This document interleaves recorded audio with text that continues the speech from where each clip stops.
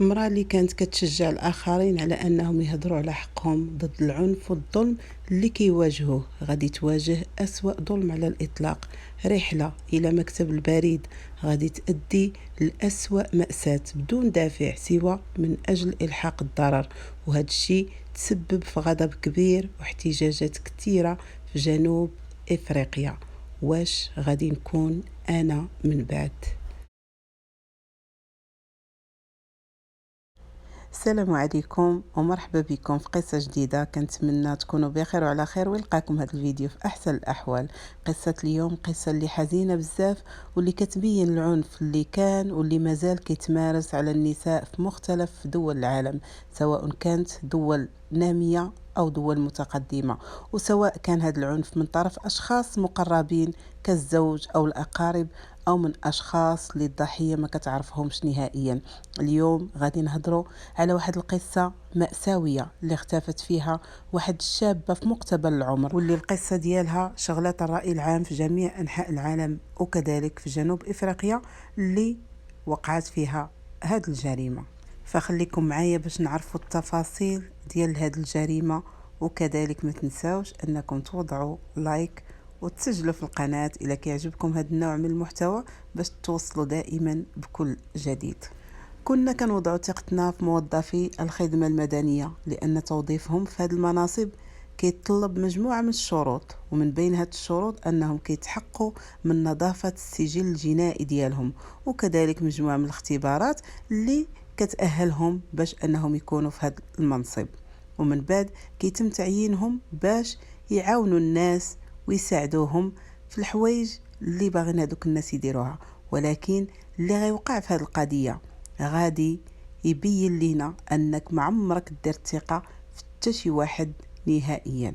نيني واللي ملقبه بنيني تولدات في 20 ابريل 2020 في شرق لندن، وهي مدينه متواجده في جنوب افريقيا، وماشي لندن اللي متواجده في انجلترا، فقط تشابه اسماء.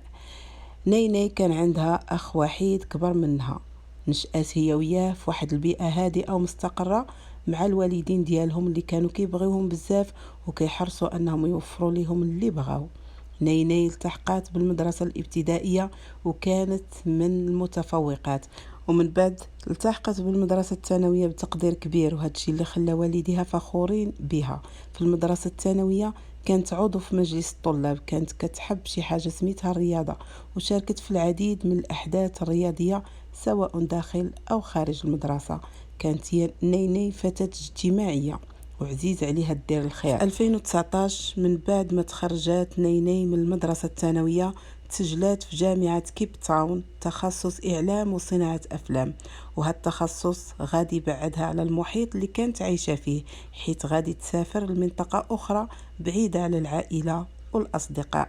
نيني اللي تعرفت بالشابة القوية والواثقة من نفسها، كل شيء كان واثق أنها غادي تنجح وتحقق حلمها رغم البعد. بدات الدراسة. نيني كونت العديد من الأصدقاء والصديقات واللي كانوا كينجذبوا لها بشكل طبيعي بحكم التلقائية ديالها. نيني بالإضافة إلى أنها كان عندها شغف بالإعلام وصناعة الأفلام وكذلك الرياضة، كان عندها شغف بملابس الموضة ومواكبة ما هو جديد في هذا المجال. في 8 أغسطس 2019 نيني طلبات ملابس من الانترنت، واللي كان من المقرر أنها توصل لمكتب البريد. توصلت نيني برسالة في الهاتف من المتجر اللي شرت منه الملابس، وقالوا لها بأن الملابس ديالها غادي يوصلوا هذاك النهار. مشات نيني لمكتب البريد. احد الموظفين قال لها بانه مازال ما وصلش هذاك الطرد ديالها وانها خاصه ترجع مره واحده اخرى، او قال لها ملي غادي يوصل غادي نتصل بك باش تجي بلا ما تجي تعد بيه حتى لهنايا. دازت ايام قليله، نيني قررت باش ترجع لمكتب البريد، وملي وصلت استقبلها نفس الموظف اللي استقبلها المره الفايته واللي سميتو لياندا باطا، عنده 42 عام، وقال لها انه ما غاديش يقدر يعطيها الطرد لان التيار الكهربائي منقطع، وقال لها رجعي بعد الظهر باش تاخديه. نيني خرجت لساعات قليله ومن بعد رجعات، وهنا غادي تبدا القصه. الملابس اللي طلبات نيني كانت جاهزه للاستلام في مكتب البريد من المره الاولى اللي مشات فيها للبوست، ولكن نيني ما كانتش عارفة أن هذاك الموظف تعمد باش ما يعطيهش ليها، وطلب منها ترجع المرة الأخرى. وملي رجعات قال لها جي من بعد الظهر، وحدد لها الساعة في الثانية زوالا، رغم أن مكتب البريد كيسد مع الوحدة، ولكن هو قال لها جي مع الجوج. وكان هذاك النهار نهار السبت. نيني ما كانتش كتعرف هذاك الراجل، وما كانتش نهائيا شاكه فيه، ما عمرها شافته حتى لذاك النهار اللي مشات فيه، وكان هو 8 غشت 2019. الموظف بطبيعة الحال ما قال لها حتى شي حاجة، ولكن هو كان كيخطط لواحد المخطط لعدواني وإجرامي. وقبل ما نقول لكم اش دار، نتعرفوا اكثر على هاد لياندا. لياندا كان عنده سجل إجرامي في 1999، دخل الحبس بتهمة السرقة وتحكم عليه ب8 سنين، وكان كذلك متهم بهتك عرض امرأة، ولكن تم سحب هذه الاتهامات. ما عرفتش علاش، يمكن لأن الضحية ما بغاتش تتابعه بسبب الخوف أو أشياء أخرى. السؤال اللي مطروح دابا، كيفاش واحد عنده تاريخ في الإجرام وفي الاعتداء وخدم في مكتب البريد، وهو مكان اللي كيتعاملوا فيه بمبالغ مالية اللي كبيرة، وكيتعاملوا مع ناس من مختلف الأعمار، يعني اللي كيخدم بحال هاد الخدمة خاص يكون السجل ديالو نقي. ولكن لياندا تمكن بأنه يخدم في هذاك مكتب البريد. كيف ما قلت لكم، في 8 غشت النهار اللي مشات فيه نيني المكتب البريد، اول مره كتشوف هاد لياندا، وما عمرها كانت كتعرفه، وما شكتش فيه ولو للحظه انه يقدر يدير ليها شي حاجه. دارت فيه الثقه الكامله، لانها من المفروض في مكان امن ومكان عام، يعني ما يمكنش نهائيا توقع لها شي حاجه. والمره الثانيه اللي غتشوف فيه لياندا كان نهار 24 غشت اللي مشات باش تاخذ الطرد ديالها، ولكن ملي كتوصل المكتب البريد غادي يقول لها انه ما غاديش يقدر يعطي لها، لان التيار الكهربائي مقطوع وما عندهاش كيفاش تخلص. فقال لها رجعي مع الجوج باش تاخدي الطرد ديالك. ولكن نيني ما كانتش كتعرف ان مكتب البريد كيسد مع الوحده، وما كانتش كتعرف ايضا انها ملي غادي ترجع غادي يكون مكتب البريد خاوي وفيه لياندا فقط. نيني غادي ترجع مع الجوج كما قال لها الموظف، وملي غادي تدخل البريد من داك النهار حتى شي واحد ما غادي يبقى يسمع ولا يعرف عليها شي حاجه. ملي تعطل الوقت وما رجعتش نيني، والديها غادي يتخلعوا عليها، اتصلوا بالاصدقاء ديالها اللي حتى هما قالوا بانهم ما شافوهاش، وانهم ما عندهم عليها حتى شي اخبار. هنا كل شي عرف ان شي حاجه ماشي هي هذيك وقعت لنيني.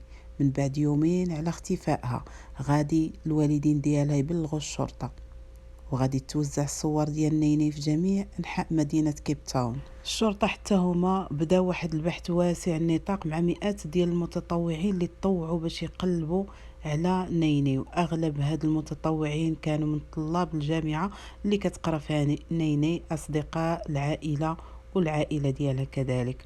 أصدقاء نيني غادي يحطوا كذلك بوست في وسائل التواصل الاجتماعي باش اللي شافها أو سمع شي خبر يقولها للشرطة، وفعلا كانت الاستجابة فورية عبر الانترنت، وداروا هاشتاغ سميتو برينج نيني هوم، يعني رجعوا نيني للدار.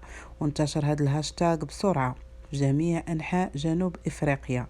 الناس يوميا كانوا كيخرجوا رافعين اللافتات ديال برينك نيني هوم، داروا وقفات احتجاجيه، شعلوا الشموع، وكان كل شيء كيطلب باش تكون نيني بخير. وبالرغم من جهودات الشرطه اللي كانت كتسابق مع الوقت في هذه القضيه نظرا للضغط اللي كان عليهم، عائله نيني غادي يجيبوا محققين خاصين اللي هما غادي يبحثوا في هذه القضيه. كانوا العائله دائما كيقولوا عندهم امل ان بنتهم غادي تكون مازال حيه، وقالوا بانها ربما تكون اختطفات في عمليات الاتجار بالبشر، لان هذا الشيء عندهم شائع في جنوب افريقيا. الهاشتاغ اللي انتشر بشكل كبير غادي يعطي النتيجه ديالو، بان الشرطه غادي تعرف اخيرا المكان الاخير اللي تشافت فيه نيني. سائق سياره اجره غادي يجي عند البوليس وغيقول لهم انه هو اخر واحد شاف نيني في داك النهار، وانه حطها مكتب البريد. قالت لي بانها غدا المكتب البريد. مباشره الشرطه غادي تمشي تقلب هذاك مكتب البريد، وبالفعل غادي يلقاو اثار ديال دماء بالقرب من الخزانه اللي كاينه في البريد. لمده ساعات فقط اكد الاختبار ديال الحمض النووي السريع ان هذاك الدم ديال نيني. وفي نفس النهار اللي عرفت فيه الشرطة أن البريد كان هو مسرح الجريمة، شرطة وحدين اخرين كانوا كيديروا دوريات ديالهم روتينيه، غادي يلقاو واحد الجثه واللي تم التعرف ديالها عليها، وكانت هذيك الجثه هي ديال نيني. الجثه كانت متفحمه ولكن بالحمض النووي قدروا يعرفوها. الشرطة بدات البحث ديالها في مكتب البريد، حقات مع جميع الموظفين إلا موظف واحد اللي كان مختفي وما جاش في هذوك الأيام، اللي هو لياندا. من بعد 5 أيام على اختفاء نيني في 29 غشت غادي يشدوا الشرطة لياندا، غادي يوجهوا لي اتهام رسمي بقتل نيني. لياندا ما دار حتى شي ردة فعل ملي مشاو يعتقلوه، جا معاهم بهدوء حيت كان عارف انه ما غاديش يخرج من هاد الوضع اللي هو فيه. في نفس النهار وبعد استجواب طويل مع لياندا غادي يعترف بانه هو اللي قتل نيني، وغادي يقول لهم حتى المكان اللي لاح فيه الجثه اللي كان حدا واحد السكه حديديه قريبه من المكان اللي فيه البريد. الشرطه بطبيعه الحال كيف ما قلت لكم هما راه لقاو الجثه ديال نيني ولقاوها متفحمه، وداكشي فعلا اللي اكد لهم لياندا. وبالرغم من الاعتراف ديالو الشرطه غادي يكملوا البحث ديالهم وغادي يمشيو باش يقلبوا الدار ديال لياندا والسياره ديالو. وبالفعل مشاو قلبوا الدار اللي ما لقاو فيها حتى شي حاجه، ولكن في السياره لقاو دماء اللي كانت في الكوفر ديال الطوموبيل، وهاد الدم من بعد ما داروا ريه حتى هو الADN طلع بانه ديال نيني. مع الاعتراف ديال لياندا والادله اللي لقاو الشرطه غادي تقدم لياندا للمحكمه اللي غادي يعاود ليهم اشنو وقع داك النهار في 24 غشت. وهذا الشيء اللي قال لياندا بالتفاصيل، قال انه من بعد ما جات نيني دخلت المكتب استقبلها هو وسد الباب من وراها، يعني الباب ما كانش غادي يتحل ليها نهائيا. من بعد عطاها الطرد ديالها اللي جا وهي بغات تجبد الفلوس باش تخلصو. فهاديك اللحظه بدا كيتحرش بها نيني، بدات كتقاوم فيه وبدات كتضارب معاه، ومع ذلك تمكن منها واعتدى عليها. نيني ما استسلماتش وبقات كتقاوم حتى تمكنت انها تهرب منه ومشات كتجري للباب اللي لقاته مسدود. من بعد هو تبعها شدها من رجليها طيحها في الارض ودخلها للخزنه اللي كاينه في البريد. بقات نيني كتغوت وكتطلب المساعده ولكن حتى واحد ما سمعها. وهنا قال لياندا باش يسكتها ما تبقاش تغوت بدا كيخنق فيها، وملي ما ماتتش هز واحد من الاوزان ديال 2 كيلو اللي كيعبروا بهم هذوك الطرود وضربها لراسها حتى ماتت. من بعد ما ماتت والدم ولا في كل مكان، لياندا غادي يخرج وغادي يمشي لواحد الحانه غادي يبقى يشرب تما كينه حتى غادي يظلم الليل. من بعد غادي يرجع لمكتب البريد ومعاه جاب غطاوات باش يغطي الجسد ديال نيني، نظف هذاك الدم اللي كان تما ومشى لدارو. ومن بعد رجع مرة أخرى في الصباح بكري وهز الجثة ديال نيني ودارها في السيارة ديالو. ومن بعد مشى غرب المدينة حدا هذيك السكة الحديدية كيف ما قال الشرطة، هو يلوح الجثة ديال نيني وشعل فيها العافية، كب عليها البنزين بطبيعة الحال وشعل العافية باش يحرق جميع الأدلة. هاد الجريمة هزات جنوب إفريقيا وسلطت الضوء على مشكل كتواجهه بزاف ديال النساء في هذيك البلاد يوميا. نيني تعرضت للهجوم من واحد الشخص اللي هي ما كتعرفوش، شخص اللي هو موظف حكومي وموظف في البريد، يعني اللي هو مكان آمن كيمشي ليه كل واحد وكيكون داير الثقة تامة أنه في واحد المكان آمن اللي ما غادي توقع ليه فيه حتى شي حاجة. شخص اللي كرهاته كل الناس في جنوب إفريقيا، كان كل شيء قدام المحكمة كينتظر النطق بالحكم النهائي. تهم ديال لياندا كانت هي الاعتداء الجنسي، وكانت هي القتل وتضليل العدالة عن طريق حرق جثة لإخفاء الأدلة. تحكم عليه ب3 أحكام بالسجن المؤبد و5 سنوات بتهمة إخفاء الأدلة. المكان والطريقة باش تقتلات نيني خلف حزن كبير وردود أفعال كبيرة في الشارع. خرجوا الناس في مظاهرات واحتجاجات كيطالبوا بتطبيق قوانين لحماية المرأة، بحكم أنه في جنوب إفريقيا كل نهار كتقتل 8 ديال النساء على يد الرجال.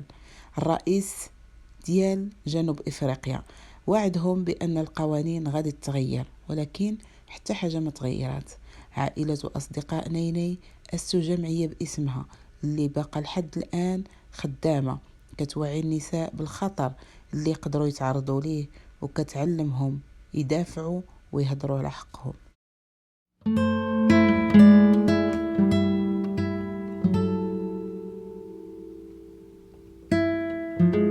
وإلى هنا كتنتهي القصة ديالنا. إلى اللقاء في فيديو جديد إن شاء الله. السلام عليكم ورحمة الله تعالى وبركاته.